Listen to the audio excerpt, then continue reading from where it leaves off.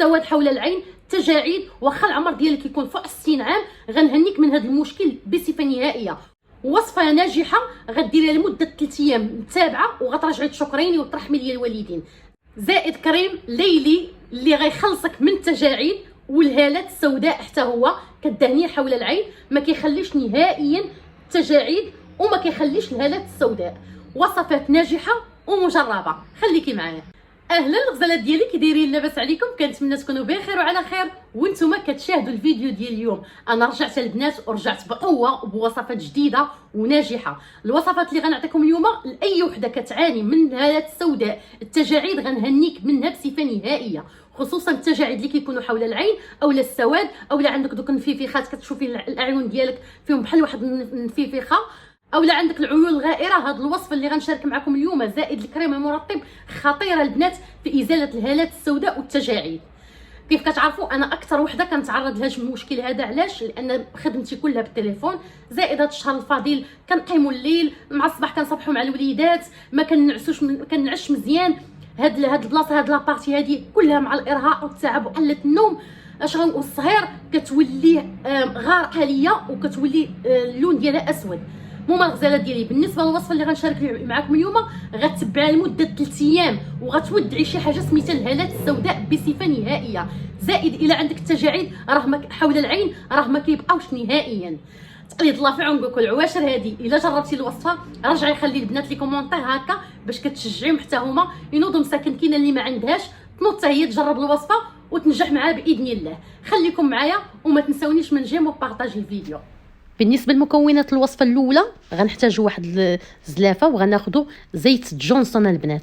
زيت جونسون راه امن وزيت خفيف على العين، لان هذه الوصفه هذه غنحطوها حول العين البنات. وهذا الزيت هذا راه زيت ديال الاطفال، ما عندكم مناش تخافوا. غتاخذوا منه 1-2 معالق اللي كيكونوا كبار، غتضيفوهم لديك الزلافه. وهذه الوصفه هذه راه اول ما غتحطوهم على الاعين ديالكم وغتحيدوها يعني 10 دقائق حتى ربع ساعه، غتشوفوا داك السواد بهات نهائيا. ملي غتعاوديها المره الاولى والمره الثانيه ما غيبقاش تماما. بالنسبه لثاني مكون عندنا في الوصفه وهو حليب طبيعي البنات معقم. هذا الحليب غتاخذوا منه 2 معالق. علاش قلت لكم انا هذا الحليب هكا معقم؟ باش هكا الوصفه تبقى معكم حتى ل 10 ايام. الا خديتوا الحليب الاخر لمده الصلاحيه ديال 2 3 ايام راه الوصفه دغيا غتخسر معكم. وبالنسبه للحليب راه حتى هو كيرطب حول العين، زوين كيحيد دوك الهالات. وهذه الوصفه هذه راه قلت لكم من اول مره غتستعملوها غتشوفوا السواد بهات. ملي غداوموا عليها ثاني مره وثالث مره غيمشي بصفه نهائيه. وصفه خطيره البنات، جربتها انا شخصيا غزاله. وبالنسبه لثالث مكون اللي ضروري البنات وهو البرتقال البنات، اللي غني بفيتامين سي اللي كتحتاجها الدائره حول العين. غتاخدي غير واحد نص برتقاله صافي وغتعصريها. دابا البرتقال راه متوفر البنات، استغلوه، خصوصا البنات حول العين، التجاعيد، الهالات السوداء، الانتفاخ راه ما كيخليش نهائيا. صافي غنخلطوا دوك المكونات اللي كلهم كيرطبوا وكيبيضوا كيحيدوا لنا السواد. وبالنسبه لاخر مكون اللي هو كيرطب لنا العين وكيحيد لنا التجاعيد وهو العسل البنات. غتاخذوا معايا الأوعده ديال العسل وغتخلطوها مع دوك المكونات كامله. وصفه ناجحه كنقول لكم غديروها من اول مره غتشوفوا السواد بهات تماما، الانتفاخ ما كيبقاش. ملي غديروها ثاني مره وثالث مره الاعين ديالكم غتولي زوينه، ما غيبقى فيها حتى شي حاجه، لا تجاعيد لا سواد لا انتفاخ لا حتى شي حاجه. صافي غتاخدي قطون ديسك، القطن اللي داير غتقطعيه على 2 وغتحطيه في هذيك الوصفه بحال غتشربها. غتبقاي تقطعي في القطن وتحطيه باش هكا. هذا هو النص ديال القطن اللي غتحطيه تحت العين، راه كيرطب وكيحيد لكم السواد. غير جربوا البنات، مكونات كلها متوفره في البيت، ما خاسره والو. جربي معايا الوصفه وتقليد الله في عنقك. والعواشر هذه يجربي الوصفه وملي تنجح معاك رجعي خلي التعليقات للبنات، وانا متاكده انها غتنجح معاك وغتعجبك وغترطب لك ديك المنطقه، غتحيد لك التجاعيد، غتحيد لك السواد. انا متاكده البنات وصفه غزاله وزوينه. صافي غتحطوا دوك القطون ديسك حتى كيشربوا ديك الوصفه كامله. شوفوا كيفاش درت ليه.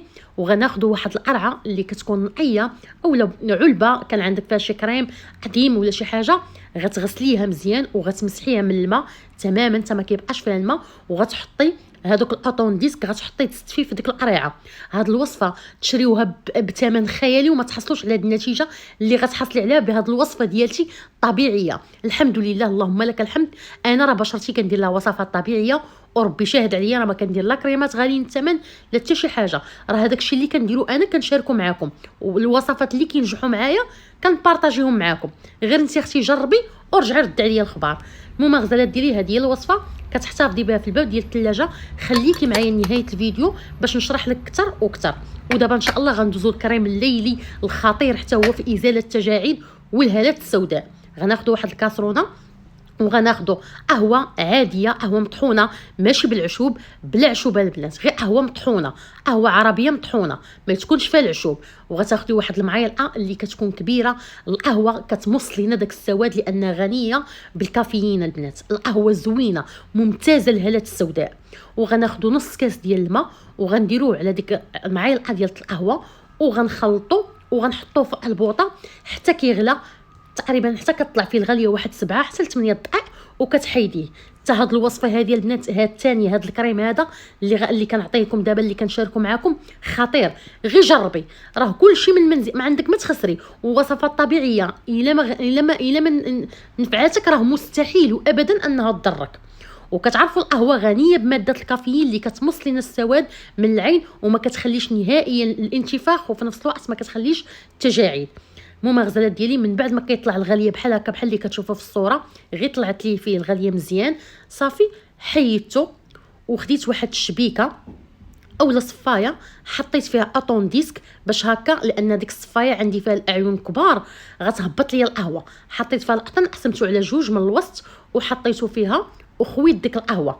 هاد الكريم غزال، كنتي سيده في العمر ديالك 50 60 عام عندك التجاعيد حول العين ديالك، عندك دوك الخطوطه ملي كتضحكي كيتجمعوا جهه الاعين ديالك وكيبانوا دوك الخطوط مضايق عينك، عندك السواد، ديري اختي هاد الوصفه فهي زوينه. صافي غزالات ديالي من بعد كنصفيها حتى كناخذوا غير ديك الماء ديال القهوه. صافي هانتوما شوفوا كيفاش كندير، كنخويها فوق داك القطن باش القهوه تبقى ليا الفوق والماء ديال القهوه يهبط ليا لتحت. وهذاك الشيء اللي غيبقى ليا ديال القهوه راه ما غنرميش البنات، راه حتى شي حاجه ما كترمى. هذاك الشيء غنخليه غندير به مؤشر للبشره ديالتي، غنزيد عليه غير معلقه ديال السكر ومعلقه ديال زيت الزيتون اولا معلقه ديال زيت جوز الهند صافي، وغنديروا مؤشر للبشره ديالتي، الايديه والوجه ديالي، حتى حاجه ما ترميوها. صافي غزالات ديالي من بعد ما غنخليوها هكا حتى كيتصفى، كيتهبط لنا ديك القهوه في ديك الزلافه وفي نفس الوقت كتبرد معانا باش نضيفوا لها باقي المكونات. كريم خطير البنات، خطير هذا الكريم. هذه الوصفه غير جربوها ورجعوا عندي التعليقات وكتبي التعليق ديالك كيف ما بغى يكون، وانا متاكده غترجعي تشكريني على هذه الوصفه هذه. وصفات ناجحه ومجربه مني شخصيا. بالنسبه للقهوه ملي كتبرد تماما كنضيفوا عليها معلقه ديال 12 ذره اللي كتجمع لنا المكون اللي كتجمع لنا القهوه، وفي نفس الوقت كتحيد لنا حتى هي كتمص لنا داك السواد ما كتخليش نهائيا. صافي غتخلطي ديك المعلقه ديال النشا مع ديك القهوه حتى كينسجموا مع بعضياتهم، وكتكون القهوه بردات. ما تضيفيش المعلقه ديال النشا والقهوه سخونه، هكا غتكور معاك وما غتنجحش معاك الوصفه. صافي وغنرجعوا الكاسرونه فوق البوطه مع التحريك المستمر، والبوطه تكون مهيله. ردوا البال في هذه النقطه، ما تخليوش الكاسرونه وتمشيو، وقفوا عليها راه دغيا كتجمع. ها نتوما شوفوا دغيا كتجمع كيولي على شكل كريم. ها نتوما شوفوا صافي في هذه المرحله هذه انا طفيت البوطه وبقيت كنحرك هكا كنحرك فيها وحيدتها من فوق البوطه. صافي وغناخذ واحد الزلافه وغنضيفوا ليها الوصفه وغنخليوها حتى تبرد البنات عاد باش نضيفوا لها باقي المكونات. هانتوما تبعوا معايا الفيديو وما تزقلوا حتى شي حاجه البنات، تبعوا مرحله بمرحله باش هكا حتى نتوما ديروا الوصفه وتنجح معكم وترجعوا تشكروني. غتاخدي جيل اولوفيرا غتضيفي غير معلقه وحده جيل اولوفيرا كيرطب حتى هو ديك المنطقه حول العين كيحيد التجاعيد. اي مكون ضفتوه على الوصفه حاولوا انكم تخلطوا المكونات مزيان حتى كينسجموا. ودابا ان شاء الله غنضيفوا فيتامين او، والا ما عندكمش فيتامين او ضيفوا زيت اللوز الحلو، غير هو فيتامين او كيتعتبر ماده حافظه باش هكا يطول معنا الكريم لمده 10 ايام في الثلاجه. وفيتامين او راه ممتاز حتى هو للتجاعيد اللي كتكون حول العين، وحتى زيت اللوز الحلو. صافي غناخذوا واحد القريعه ديال الزاج اللي كتكون نقيه وممسوحه ما فيهاش الماء نهائيا، وغنضيفوا لها لهذا الكريم. هذا كريم ليلي خطير البنات، غير جربي راه غتشوفي واحد الترطيب اللي خيالي. السواد ما كيبقاش نهائيا، وكيف قلت لك واخا العمر ديالك فوق 50 عام غير استعملي هذا الكريم هذا صافي. وكتحاولي تهزيه تخبطيه مزيان باش داك الهواء كامل اللي كيكون في وسط الكريم كيخرج، باش هكا الكريم يدوم معنا مده طويله. وشوفوا كيفاش البنات كتشربوا البشره ملي غتحطيه تحت الاعين ديالك، راه دغيا غتشربوا. كريم خطير البنات، خليكي معايا غنشرح لك طريقه الاستعمال ومده الاستعمال. الممارسات ديالي بالنسبه للوصفه الاولى غتحتفظي بها في الباب ديال الثلاجه، راه غدوم معاك حتى 10 ايام، وغتجبديها بارده. ها نتوما انا راه كنديرها في الثلاجه، ها نتوما راها بارده، غتجبديها بارده وغتحطيها تحت الاعين ديالك، وإلا عندك حتى الهالات السوداء فوق عينيك حتى هما غتحطيها بهذه الطريقه هذه بحال هكا، تكون بارده. غتحطيها بحال هكا، كتحسي بحال ان ديك البروديه هي اللي كتمص لينا داك السواد اللي كيكون حول العين. غتحطيها بحال هكا، غتحطيها على هذه الجهه وعلى هذه الجهه بحال هكا، تكون بارده البنات صافي. وغتمشي غتكاي واحد 10 دقائق، 10 دقائق غتحسي بها كتمص داك السواد اللي كيكون عندك حول العين كتمصو. وإلا عندك حتى فوق العينين كتاخدي عاوتاني كتحطي فوق العيون ديالك. حاجه وحده البنات، تكون الوصفه بارده، انا كنأكد باش هذوك الانتفاخات اللي كيكونوا حول العين ما كيبقاوش نهائيا. وراه ترطيب حتى التجاعيد البنات زوينه، هاد الوصفه غزاله صافي. بالنسبه للوصفه الاولى هذه هي طريقه الاستعمال زائد طريقه الاحتفاظ، تبقى معكم حتى 10 ايام. وبالنسبه لطريقه استعمال الوصفه الثانيه، ها انتم راني جبتها من الثلاجه بارده البنات، كتحتفظي بها في الباب ديال الثلاجه. كتبقاي تاخدي بحال هكا غير شويه وكدهنيه، راه ما كيبقاش يبان نهائيا البنات. كدهني بحال هكا.